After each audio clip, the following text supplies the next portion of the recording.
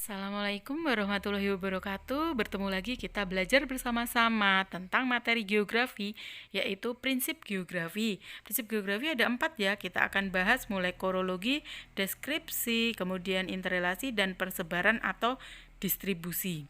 Kita mulai dari prinsip yang pertama adalah prinsip korologi. Prinsip korologi itu perpaduan antara prinsip-prinsip lainnya gitu ya. Ada gejala, fakta, serta masalah. Bisa kalian lihat di situ hubungan antara letak astronomis dengan iklim. Kemudian prinsip deskripsi, kata kuncinya adalah menceritakan. Jadi kayak kita mendeskripsikan, menceritakan, di situ bisa dibaca ya. Contohnya yang diceritakan di situ, jadi jelas gitu. Kemudian yang berikutnya adalah prinsip interrelasi, kata kuncinya adalah hubungan. Misalnya gempa, maka hubungannya apa? Menyebabkan tsunami, misalnya seperti itu. Kemudian prinsip persebaran atau distribusi, di situ contohnya adalah peta yang banyak sekali tersebar atau terdistribusi, misalnya pusat pertokoan, misalnya seperti itu. Kita langsung ke soal.